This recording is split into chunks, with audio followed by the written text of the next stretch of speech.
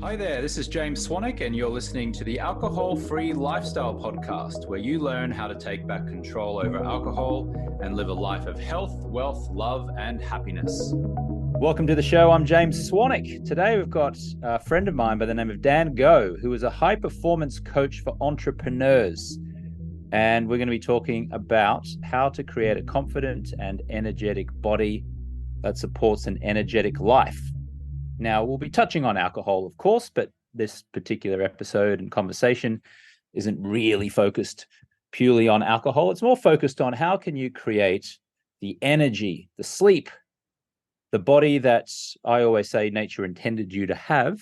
Doesn't necessarily mean you got to have a six-pack or, be rocking a perfect bikini body down at the beach. But like, what's the body that I feel nature intended you to have, where you feel good, you look good, you feel confident? We're going to be talking about that today. So with that, Dan, great to have you with us, my friend.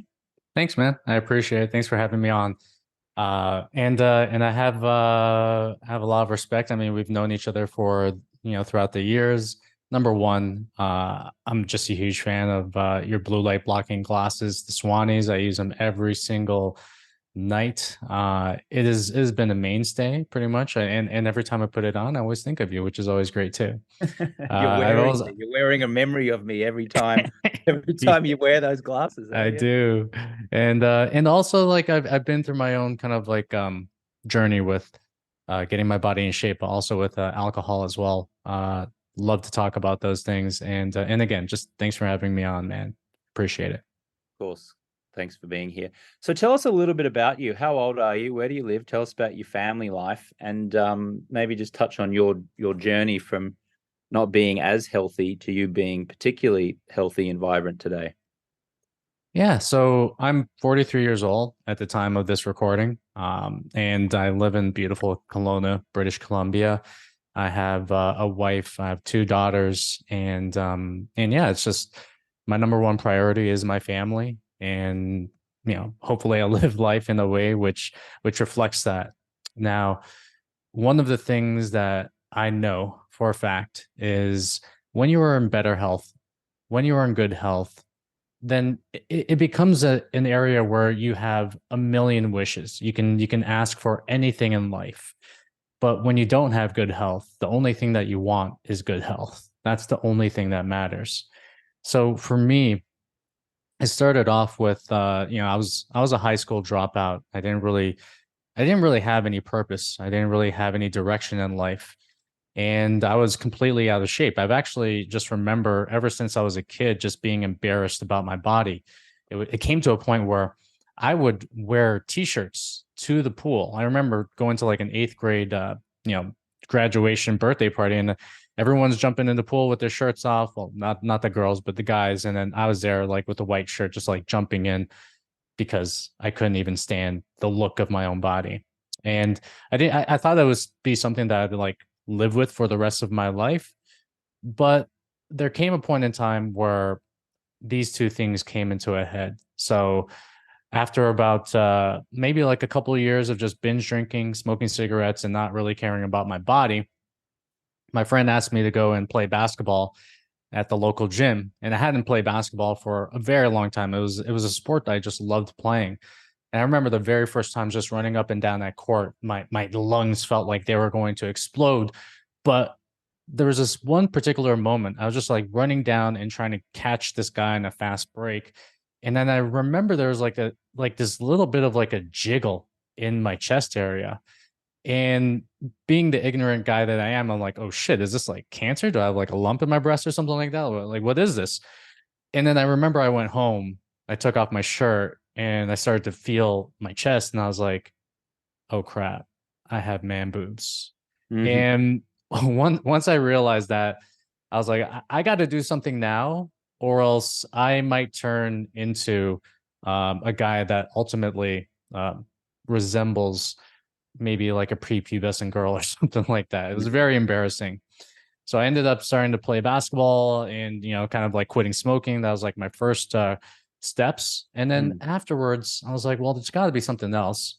And then I remember my dad, he actually was going to the gym way before I was. and he just kept on going to the gym. He actually was about like maybe about 30 to 40 pounds heavier. He really slimmed himself down. He went to the gym. He did this for like 2 years, and I got to see his transformation. And he ended up, because he was such a good member at the gym, they gave him a month-long pass. And they're like, here, give this to like anyone that you want. He ended up giving it to my older brother. He didn't use it. And then he gave it to me, or my older brother gave it to me. And then my whole thing was like, hey, at worst, I'm going to go to the gym and I'm just going to see really hot women, and that's just going to be it. And at best, I'm going to do that. And I'm also going to get my body in shape. But it's a win-win scenario. And also, I wasn't even doing anything with my life at that time. So I ended up going to the gym, lifting horribly. I did it like straight, maybe like 5 days a week for like 2 weeks, because it was like just something to do.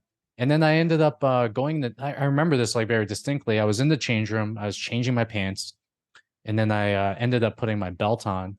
And then my belt went in like one notch, and I hadn't even changed like the way I was dieting at all. And I was like, this can't be right. But the result in and of itself was enough to kind of just drive me to seek more and to seek what else like I can do with my body. And then, just long story short, I ended up learning everything I could about body transformation, about fat loss, about gaining muscle. And I found that it was something that I was just like completely obsessed about, because it was one of my weakest areas of my life. And then once I was like obsessed about it, I became it became almost like a passion for me. So I turned into a trainer. I ended up becoming a trainer, one of the top trainers at the gym in about 2 years. And then I started my own business, and then it led me to where I am right now, which is talking to like millions of people on social media, owning my own business, and doing it in a very fulfilling way where I'm like actually transforming the lives of people in my business. Yeah, thank you. You are doing that, and I would just encourage our listener to go and check out Dan at Fit Founder on Instagram and Twitter, formerly, or X, formerly known as Twitter. Yeah. And Dan does some really amazing educational posts all over social media where you can learn to lose some unwanted body fat, to sleep better, to be more mobile, how to get some maybe 10,000 steps in a day. He does amazing work, so go and check him out at Fit Founder. It's interesting you were talking about that moment where you felt like you had man boobs, and I was thinking, what was the moment where I really made a big change in my health? And it was, I'm going to show you the photo, Dan. I'm just pulling it up here in the background, but there's a photo of me and the Hollywood actress Jennifer Aniston that really changed my life forever. Let me show you the photo. Can you see it there, Dan? Yeah, I do. Can you describe for our listener how I look in that photo? Well, a lot more hair, that's for sure. We can see the beginnings of a double chin over there, and just a little bit more husky. Yeah. That's big. Jennifer's looking great though. Jennifer Aniston's looking great, but you're being very polite to me. You're being very polite, saying I'm looking a bit husky. In other words, folks, I was about 38, 40 pounds heavier than what I am now. Okay. And that was the photo. And when that photo was taken, I actually sucked my gut in. And because I could feel like fat rolls going over the top of my jeans that I was wearing. And that photo was taken at the Sundance Film Festival in Park City, Utah. And I remember looking at that photo and going, man, I look awful. I look weathered. I'm overweight. I got the double chin. And I remember sucking my gut in. And that for me was the moment that I really started to pay attention to health. It wasn't the moment that I stopped drinking alcohol, though. It took another year or so before I was in Austin, Texas, and I had a couple Bombay Sapphire gin and tonics and woke up, went to an IHOP, an International House of Pancakes, and I sat there and I said, man, just take a 30-day break from alcohol and see what happens. And it's turned into 13 and a half years. And like you, now I've got to create a business that helps people have a better relationship with alcohol, in many cases stop forever. And man, life just feels so much better. So your catalyst and my catalyst, it's amazing what that can lead to down the road, isn't it, Dan? Yeah, dude, you just like sparked this memory in me, which is a sense of like everywhere I went, I would suck in my stomach, right? Because it would always like bulge out of the shirt. And then every picture that I took, every time that I was in the change room, changing in front of other people, even just like talking to girls, I would always suck in my stomach. And then it's just that level of like embarrassment where you're just like completely just ashamed of your body, where it leads to a great amount of dissatisfaction, and it does actually lead to a little bit of change as well. But yeah, man, it's crazy how kind of like the one little instant of where like the straw that broke the camel's back is like you probably were feeling that way for so long before that picture, and then once you saw that picture, you're like, I got to do something about this. Yeah, that's exactly right. Was there also a moment, whether it was weeks, months, or years later, besides when the belt was in one notch, illustrating that you'd lost some weight? Yeah. Was there a moment where you truly felt confident in maybe having your photo taken being shirtless, and that symbolized you feeling finally confident with your body or with your health? That took a long time. I'm not even gonna lie about that. That took a significant amount of time to get there, because that is basically just unlearning uh, a few, actually 2 decades of just being insecure about my body. There was an actual time, and of course this happened over the course of years, and I just worked up to it. For me, it wasn't like a 12-week challenge. It wasn't a 6-week thing or whatever it was. It was actually the process of just like years of working on my body, and years of working on, actually, when I started to work on my body, my mindset started to change as well. Like the way my brain started to work as well, it started to improve. So it was over the course of like, say, like 5 years of actually working on my body. And I remember I got myself to what would be called like photo shoot ready shape, where I'm like 9% body fat and just looking shredded to the gills. And then it was at that point where I did that. And even though I kind of like, gained a little bit of weight back after that, which you do because it's so extreme, that was like the time where I started to be like, hey, guess what? Like I've actually put in the work, and I'm actually a fit dude now, or actually I feel like I'm a fit dude. So, but it did take years. And that's something that I want to get through to a lot of people, is the fact that, this stuff is not some short-term thing that you do and you're automatically, okay, here I am. I'm already like transformed. It is a mental and a physical transformation that happens over the course of years, and I really just hope that people give themselves that time horizon when it comes to getting their bodies in shape. One of the big hacks for me to remain consistent in going to the gym or exercising, and just for context, I'm in the gym probably 5 times a week, and then one day a week I go for a run, and then one day I just do nothing, and I walk on that day off. And that has worked really well for me over the years. And the hack is that I really look forward to doing it. And more than that, I really look forward to the feeling about 30 minutes to an hour after I've finished in the gym or gone for a run. And that anticipation, much like you might be watching a thriller or like a movie and you're trying to anticipate the ending, what's going to happen. For me, I get this thrill for the anticipation of the feeling of just like mental accomplishment, physical accomplishment, the feeling of having a shower, putting on clean clothes, and getting ready to eat a meal. I'm like, that starts the night before. I know I'm going to be in the gym. It starts the night before with my preparation of getting my gym clothes ready, my water bottle ready. So when I wake up in the morning, I go into the gym, I do my exercise, and then I'm looking forward to the shower. I'm looking forward to the clean clothes. I'm looking forward to the taste of the food I'm about to put in my mouth post workout. That has been the biggest hack for me in keeping that consistency. How do you feel about that? This reminds me of like the marshmallow test a lot, where it's like, if you don't eat this marshmallow, you're gonna get like 2 marshmallows later on. And to me, fitness and just working out in general is like the ultimate life marshmallow test, where doing the event of working out, guess what? Like it's painful. It's not like the thing that where you're like, at some point in time, maybe you're gonna be like, oh yeah, this feels like so good. I'm getting the pump.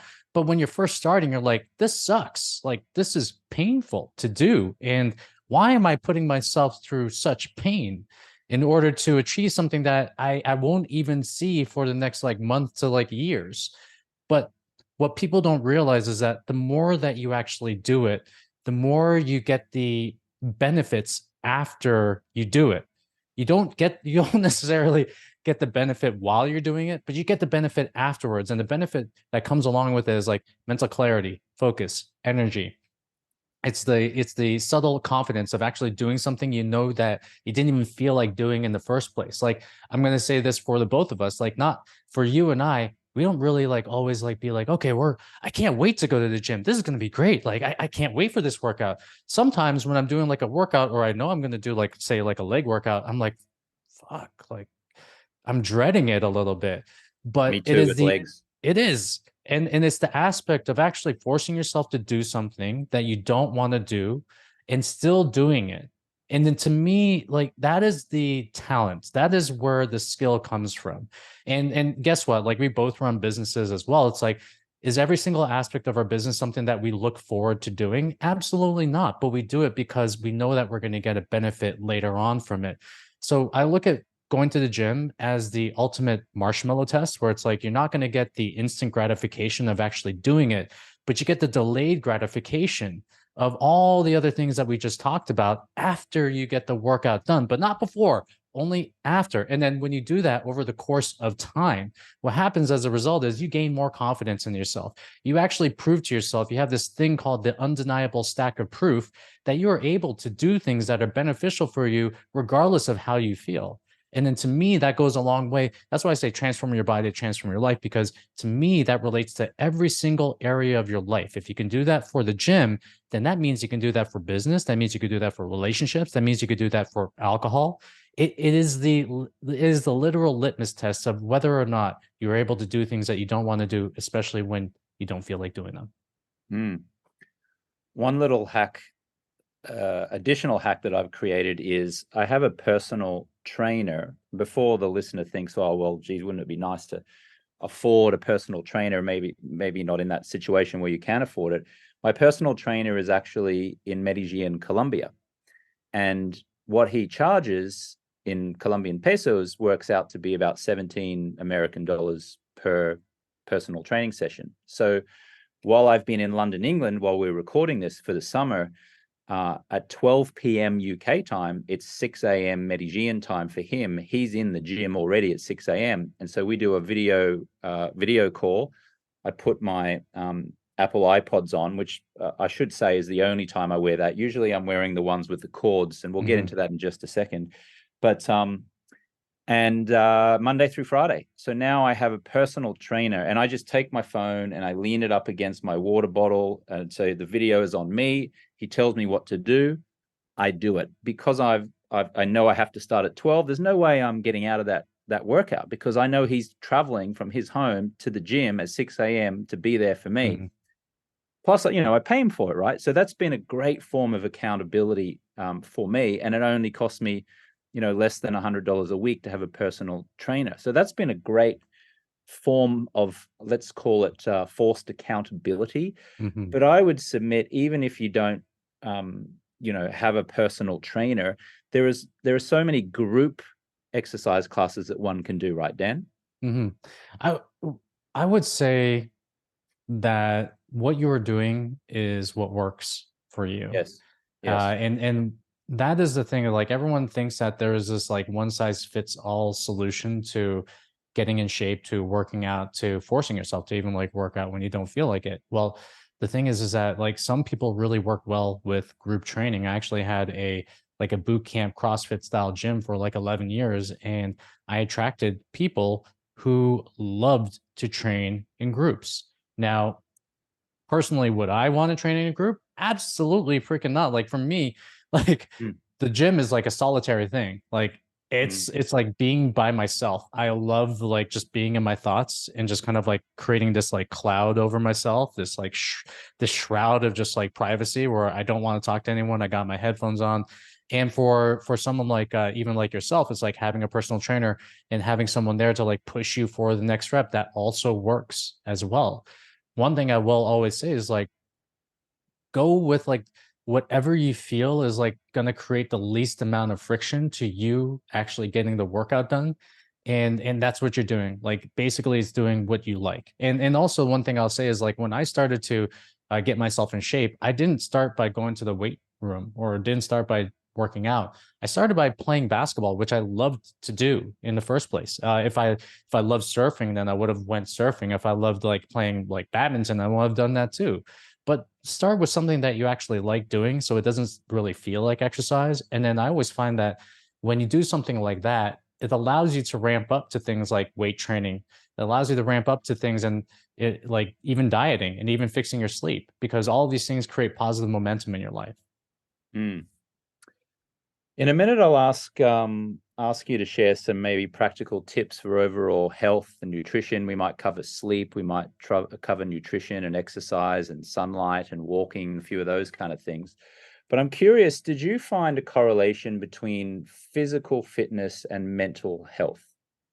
Yes, a direct correlation. So before getting myself into shape and even doing the things to get myself into shape, I can count it out. Like I was a high school dropout. I had a job that I hated. I wasn't really doing anything with my life. I was binge drinking multiple times a week. I was smoking cigarettes. And then when I wouldn't be doing anything, I'd be on my couch, either watching movies or even playing video games. Like my life was basically this directionless pit of going nowhere. And even my parents were just like, what is going to happen with this kid? I don't even know what is going to happen with him. When I started to find the gym, it led into what I call the virtuous cycle. So when I started to get my body in shape, when I started to move, my brain started to work better. I mean, everything that we know about exercise and also the brain is the fact that when you exercise, it creates BDNF, which creates almost like new brain cells. It's like the fertilizer for the brain. It helps you have more energy. It helps increase focus and clarity. It actually helps you manage the prefrontal cortex, which is responsible for making decisions. And it also helps you manage your emotions as well. I never went into exercise thinking about these things in the first place. I just did it because I was like, okay, well, it's just something to do. But what I realized later on was I was actually changing my brain chemistry as a result of exercising 5 to 6 to even 7 days a week. The more, well, I won't say the more that you exercise, but the more that we move our bodies, the more that we kind of like live in the what we would call like the prehistoric ancestral way that we used to live, which is like walking 16,000 to 17,000 steps, just moving your body on a regular basis. What happens as a result is you are changing your brain by doing that. So I didn't really get into it for the brain, benefits or the mental health benefits, but now I seek the gym to improve my mental health. So when I'm feeling stressed, I go to the gym. If I'm feeling angry or even sad, I go to the gym, and I don't do it to change my emotions. I do it to help myself better manage my emotions. And if there's anything that we know about humans and human nature, is the fact that we are emotional creatures. We are the most emotional creatures out of all the animals on the planet. And if you cannot control your emotions, that actually leaves you privy to getting controlled. It leaves you privy to being able to kind of like be reactive to things that you wouldn't necessarily be reactive to. So I look at the gym and I look at working out and I even look at like my diet and sleep as these pillars, not just for like my physical health, but I look at it as a way to manage my mental health. You mentioned 16, 17,000 steps a day. As what's your research shown on what's the optimal number of steps we might aim for? Yes, if we're looking for longevity, then what they say is that about 6,000 steps leads to about 15% increase. 8,000 steps a day leads to a further 15 or actually 10 to 15% increase. The whole like 10K steps thing is largely a myth, but I do like the idea of 10K steps from an aspect of getting lean and just having it as like a basic habit in your life. But if we're looking kind of like from a longevity perspective and also from a brain boosting perspective, we're looking at anywhere between 6,000 to 8,000 steps. Now, our ancestors got about 16 to 17,000 steps as a result of like hunting, not having cars, not having transportation. Does this mean that we have to do that? I would say no. But one thing I will say, and this is just a correlation, is the fact that some of the most creative people that I know in the world, like Steve Jobs, Albert Einstein, Carl Jung, everyone, all of these guys had a habit of just walking to improve creativity, to improve mental clarity. So one of the things that actually I have a friend named Dan Coe, he walks about like 20,000 steps. I have another friend who's in the social media space. His name's Justin Walsh. He walks about like 20,000 steps a day. I do think that there is something to getting the amount of steps that you need from a prehistoric angle as well. There's something that happens to the brain. There's something that happens to creativity. I don't have the studies to really prove it, but I'm going to say this is like, it is not necessarily bad for you to get more than 10K steps if you can. I think of it as like a net positive, and plus it's not going to be high impact enough where it's going to affect your body in negative ways.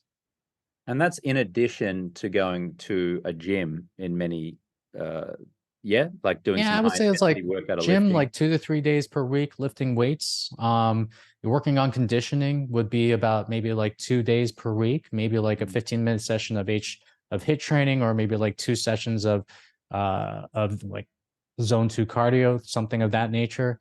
That is like most optimal, but do you really have to do that? I'm gonna say probably not. Like one of the things I've actually realized about people who have lived to like 90 or above, they don't really do like zone 2 cardio. They don't do HIIT, but what they do is they do a lot of walking. I remember it's like that is like the correlation. It's like they walk 2 to 3 miles a day outside in nature. And well, that's like the main habit that they have that actually contributes to moving for longevity. Like I'm just going to say it all depends. I mean, that's what the research is pointing to, but I really don't think you necessarily have to do that. I think walking is kind of like one of the only things that you have to do. I remember years ago, I had a client and he was 300 pounds plus, big boy, used to drink 2 liter bottles, so 2 1 liter bottles of Coca-Cola every day. Yeah. And when I dug into his habits, I realized that he was, when he was walking to his car to drive home from work, there was a Target, like a Target store between his work and his car. And so at the end of the day, he had this ritual of walking into the Target and buying one of these 1 liter bottles of Coca-Cola and then drinking it as he went home and then when he got home. So one of the things I had him do to try to help him lose the weight was, instead of driving his car to work, was to take the bus. And because he took the bus, the route from his work to the bus was different. Well, sorry, cut out walking past Target. So he didn't see Target. He didn't have that visual cue of walking into it, and therefore he didn't do it, or at least it was easier for him not to do it. Anyway, when he lost about 100 pounds overall, lost about 40 pounds when I was working with him. But that's an example of just switching your habit ever so slightly, and that increased his steps, and it got rid of the sugar that he was drinking from the Coke. So a little habits, any habit tips you might have, Dan, on that? I think you locked in on one of the most important ones, which is setting up your environment to win. I'll use an example. So I have these lights that I use for filming, and you know, like these lights are kind of complicated. Putting them together is a little bit of a task. But one of the things that was happening was that these lights were basically staying in the box and they weren't being used whatsoever. So one thing I did was like I literally like took out the lights in the box. I laid them out in a place which would be like totally inconvenient to actually lay them out in because I had to step around them. And eventually, over the course of time, what happened as a result was I actually put together the lights, and now they're a mainstay in like my office.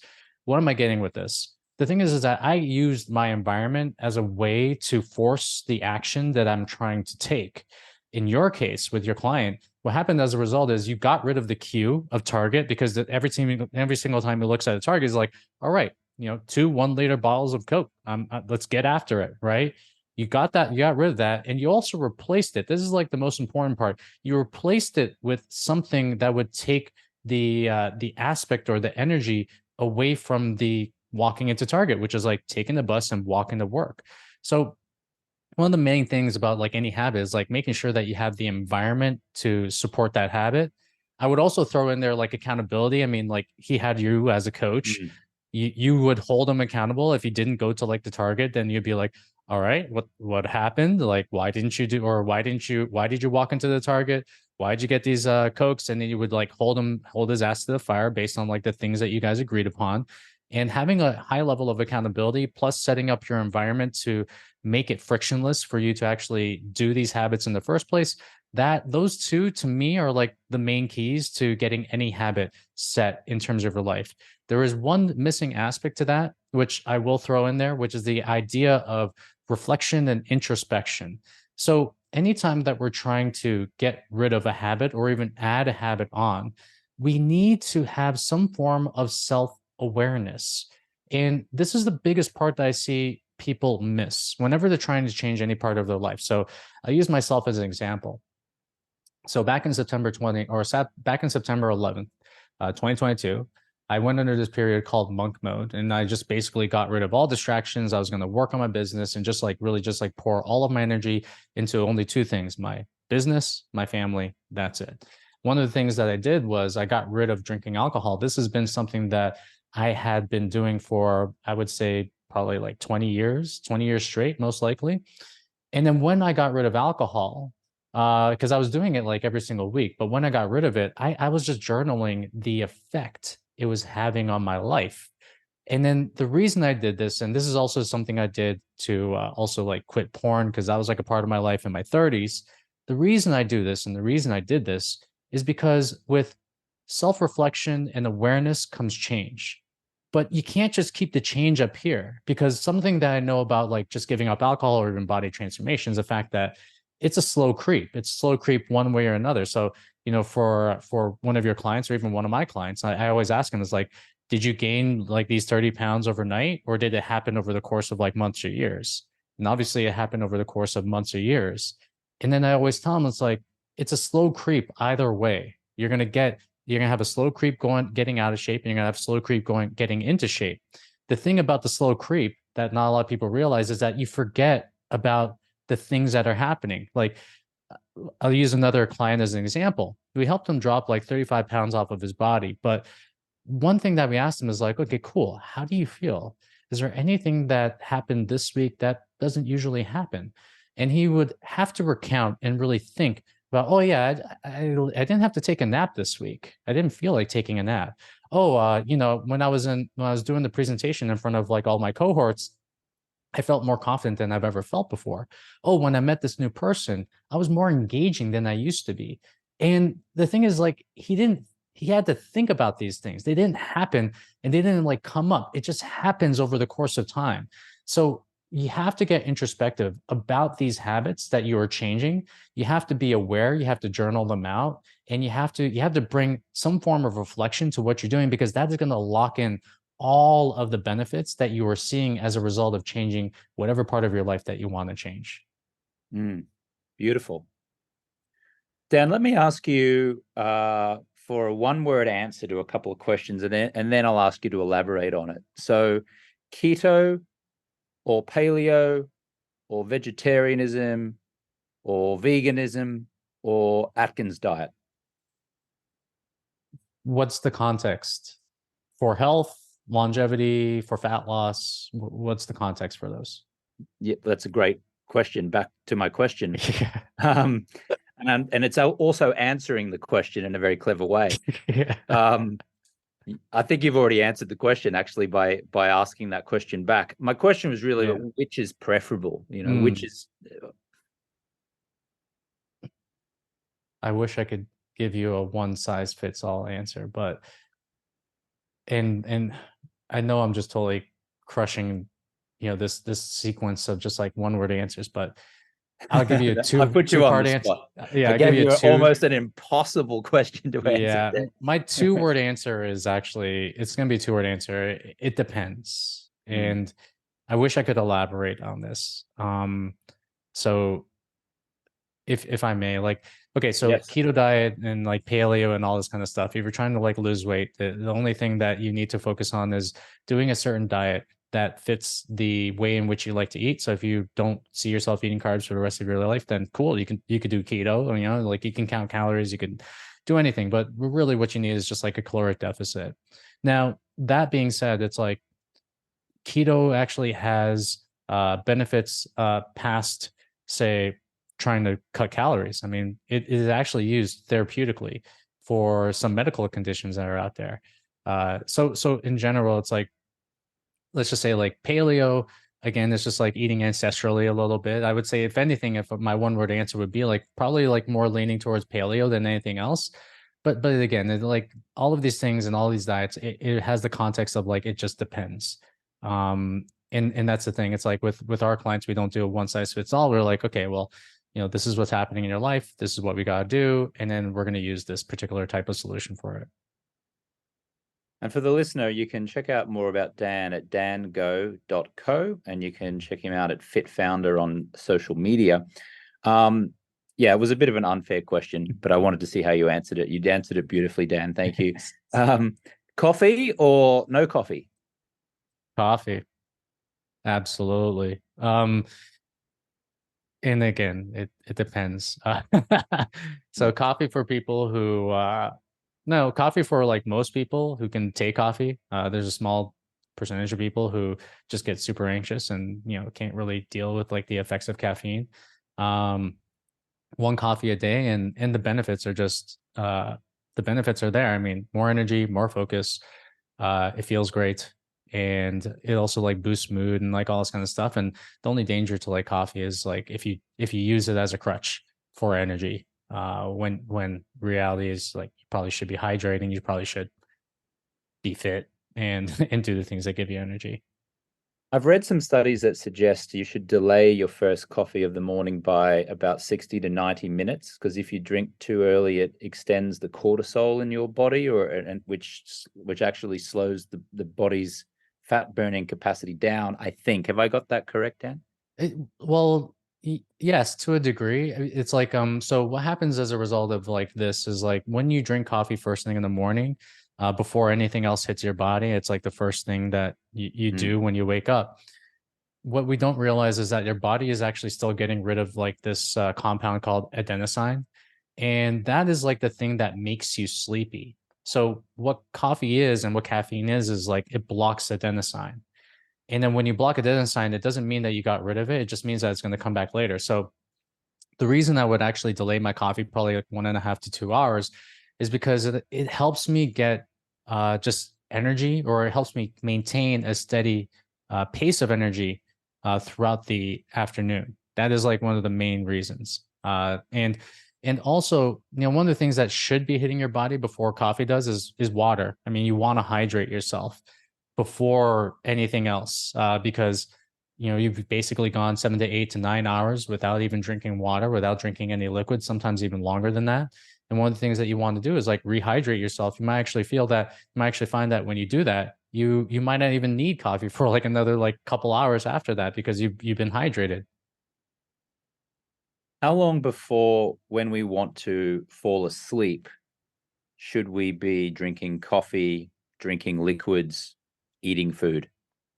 So this leads me to something that's called like the 12-3-2-1 method, which is like so 12 hours. Well, actually, it also depends, because like I say 12 hours before you go to sleep, no coffee hits your system. This depends depending on your caffeine sensitivity. There are some people that are just outliers that can actually drink coffee and then go to sleep right afterwards. I'm in awe of these people, but that's not most people. It's just a very small percentage. And then 3 hours before you go to bed, no eating. I would actually say it's 3 to 5 hours before you go to bed, no eating, because that is going to improve the quality of your sleep. It's not just going to improve like your ability to go to sleep. It's going to improve your ability to stay asleep. About 2 hours before you go to bed, you want to stop all liquids going into your body. And this is especially for people who suffer from like nocturia, which is this aspect of you having to wake up in the middle of the night to go pee and then go back and then go through the whole, go through the whole process of trying to get to sleep again. And then 1 hour before you go to bed, you want to get yourself away from all screens. One of the things about that screens do, especially if it's like your phone or if it's like a TV, it emits blue light. And then the thing that we know about blue light is it actually stimulates your circadian rhythms. It turns them on. And one of the things that you want to do is you want to turn off your circadian rhythms before you go to sleep. You want to actually allow your body to rest before you go to sleep. So you want to stay away from screens at least like 1 hour before bed. And that's what it's called, like the 12-3-2-1 method. It's probably like one of the best systems in order to get yourself to sleep. Yeah. And if you're a long-term listener of the show, you'll know that my brother and I produce blue light blocking glasses called Yes. Swannies. And to my knowledge, they're still the only scientifically proven blue blockers on the market. There may be others, I just don't know about them, but the University of Washington did a scientific study on them in 2018, which showed that if you wear the glasses, let's say in the last 45 minutes or an hour before you intend to sleep, that there's every chance that you'll sleep up to 12% better. At least the participants in that study reported sleeping 12% better. And most interestingly, the next day, those same scientific study participants were asked about their productivity or their general overall feeling, and they reported a 13% increase in productivity the day after they wore those blue light blocking glasses, which suggests a great night's sleep is just so important. I have a story to tell you because this happened with a client of mine. So I had a client who would go to sleep at like 2 a.m. Be like, I just, I'm a night owl. I just can't help going to sleep at 2 a.m. So I bought him Swannies. And I was like, okay, here.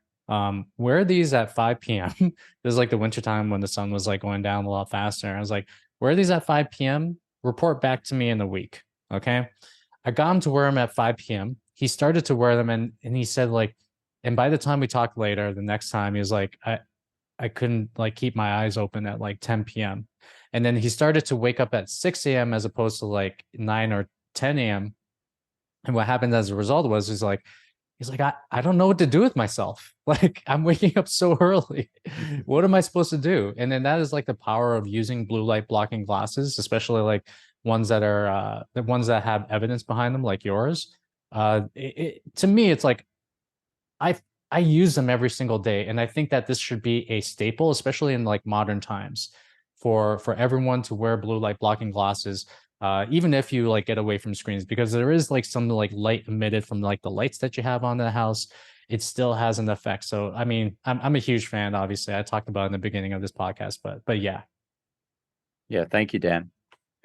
Any other things that you do, maybe around mobility or nutrition or light or sleep, or anything that you do that we haven't referenced so far that could create a big breakthrough for our listener? To me, it's like the pillars, right? So we talked about working out, hitting the weights.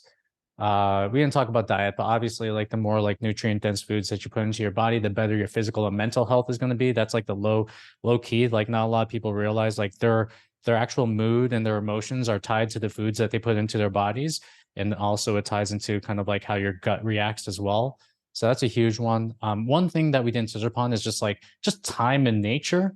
Especially like sitting inside and under fake lights the entire time.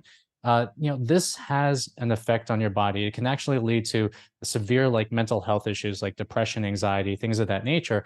And one of the things that we want to do is like force ourselves to like go outside like we did, way back when we were cavemen and live, not I wouldn't say like the bulk of our hours outside, but at least to get about like 1 to 2 hours of sun exposure, or even like better if you get 1 to 2 hours of morning sun exposure, especially first thing in the day. What happens as a result is you start turning on the circadian rhythms, and then that actually leads to just leading a better quality optimized life. And one of the things I will say about this is like I learned about this when I was actually surfing, or when I was in Costa Rica. I was surfing for a bit. I did something called Dawn Patrol, which is like you go surf, you basically go there and you surf at like 6 a.m. when the suns start going up. And one of the things I realized is like physical activity and just like looking at the sun popping itself up, watching the sunrise. By the time by the time like 8 p.m. hits, I'm already like trying to go to bed. It is one of those things that just has this signal to your body to wake up and also like when to go to sleep. So that probably is one of the low key things. And plus, from a stress, anxiety angle, from a mental health angle, you're not going to go wrong by spending more time outside. I probably have maybe 80% of my Zoom meetings outside as I'm walking. And that's a very intentional thing that I do. Now, you and I were talking on a screen right now where we're doing a podcast. I obviously want a much quieter environment. This is one of that 20% where I might be sitting down looking into a screen indoors. But my internal team and people who I have meetings with about business, I am almost always out and about and walking while I am having these meetings. And for me, that helps me get towards what I aim for each day, which is about 15,000 steps. It gets me out in nature. It gets me moving. I can kill a few birds with one stone because I'm doing the work. I'm doing business at the same time. I should say, and I referenced this earlier, the only time I wear the cordless earbuds is when I'm doing that personal trainer session in the gym. I wish I didn't have to do it candidly, but if I had the cord, it gets in the way of a lot of the gym stuff that I'm doing.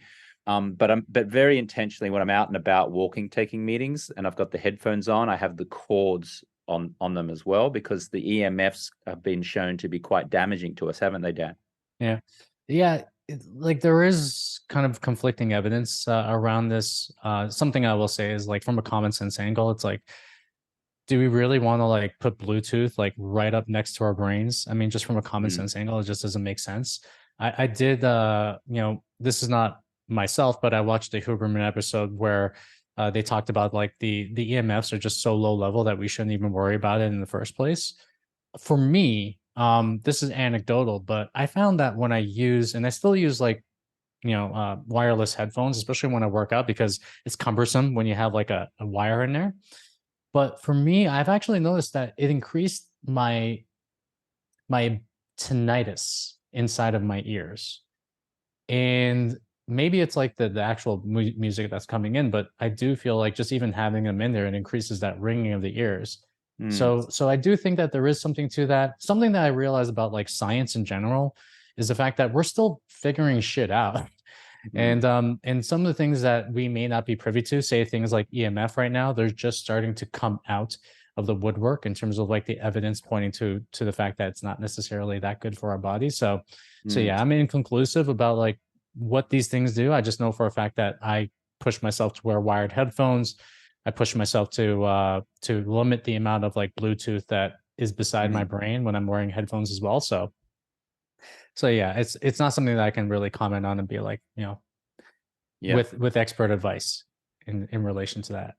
I'd just like to share one big thing as well, some anecdotal results that I got from what's called forest bathing. And the term emerged in Japan in the 1980s as a physiological and psychological exercise. I think they called it Shinrin Yoko, which is like forest bathing. It's literally just being out in nature, literally in a forest by yourself, no distractions, no phone, no nothing, and just being in nature.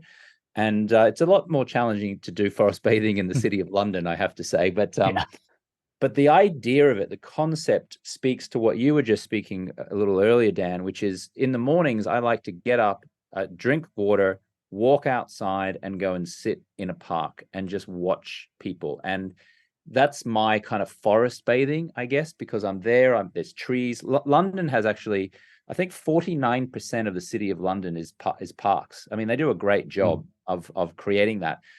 But even if you don't have access to that, just trying to do a version of forest bathing by just being out in nature, I think is really going to improve your mental health. And also it's going to help with your circadian rhythm. It's going to help with your sleep hygiene and a whole host of other things, right? Yeah, they've been doing a massive amount of research about this in Japan. I can't directly quote the research, but basically like what people see when they go forest bathing is decreased anxiety, decreased stress, increased clarity, increased creativity. And one of the things that we have to understand is like it's the dichotomy of two things. So number one is when you're under fake blue light, this has a direct impact on not only your physiology, but also your psychology as well. Getting yourself away from being in a blue light environment long term and getting into a place where you can actually see trees and nature and mountains and like whatever it is. There is something about like the fractals that you see in trees and the things that you see in nature that just bring this relaxation component to what you're doing. Something I will add on top of that as well is like, take off your shoes, take off your socks, and then put your feet on like bare grass. This is like a form of grounding as well. And they've actually done like, just very early studies where they say that doing this and just getting in touch with the earth, either through touching grass or even going in the ocean, it has incredible healing properties. It decreases overall inflammation. And from an anecdotal perspective, anytime that I do that, I just feel like more chill. I just feel like more relaxed. I just feel more me. So getting in touch with nature is like one of these things, like as humans, we should be doing on a regular basis, but modern life doesn't necessarily promote that anymore. And that's why it's more important for us to actually push ourselves to go out and to do these things. Yeah.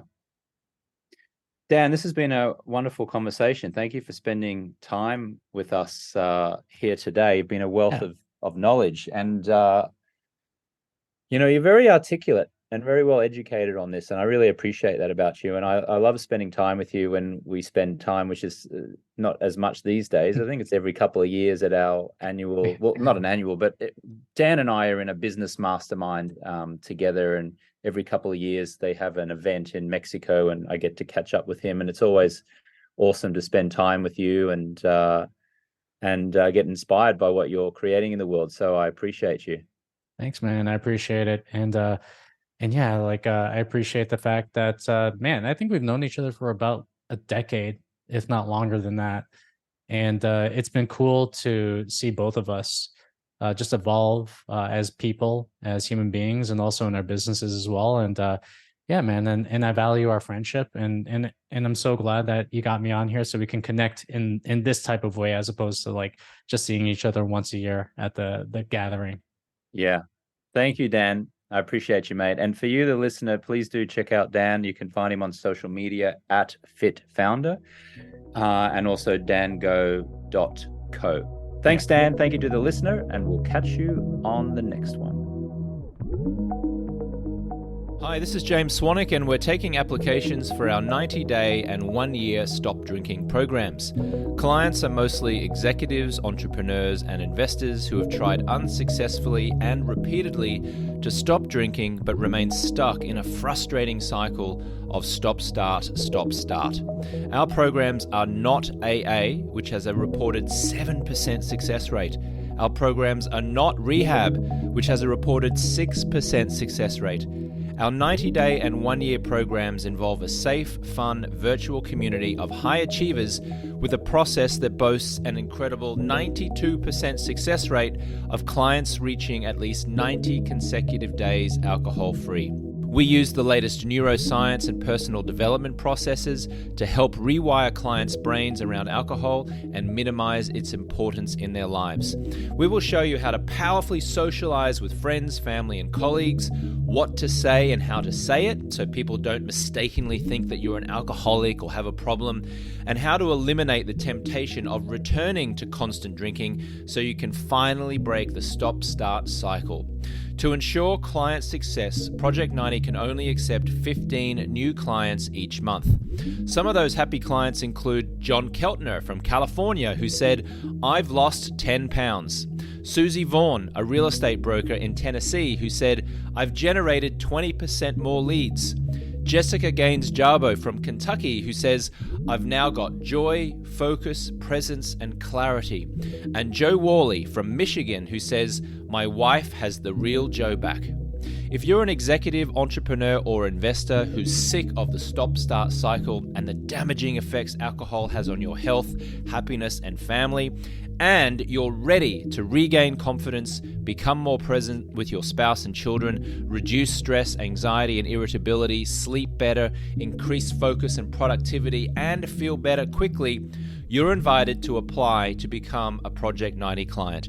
Applicants can apply for an introductory interview by visiting alcoholfreelifestyle.com/project90.